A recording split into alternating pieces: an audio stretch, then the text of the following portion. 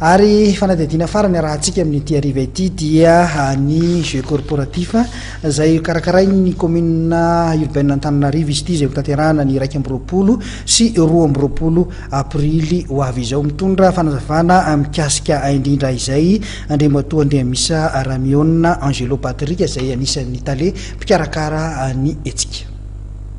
Vonatanteraka ny commune urbaine Antananarivo amin'ny fandraisana ny jeu corporatif izay hotanterahana amin'ny 21 22 avril ho avy izao.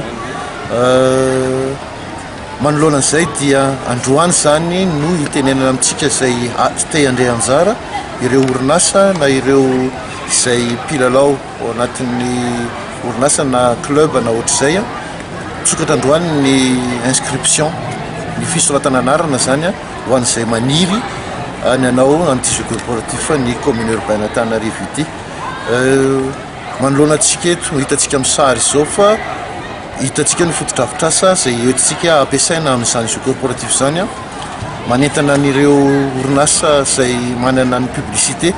manana dokam-barotra zany izay tiany ampiseho manokana amin'ny ireo mpanao fanatanjahantena sy ireo orinasa miserasera aminy ao anatin'ity lalao ity. Manomboka androany koa zahay dia efa mandefa ny invitation ty zany totsika amin'ny anao manjery no teny an'ity aho fa andefa ny fanasana any amin'ireo orinasa izay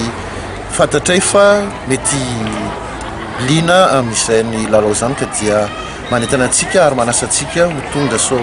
andray anjara somatsara amin'izany lalao jeu corporatif amin'ny 21 22 avril eto Mahamasina zany.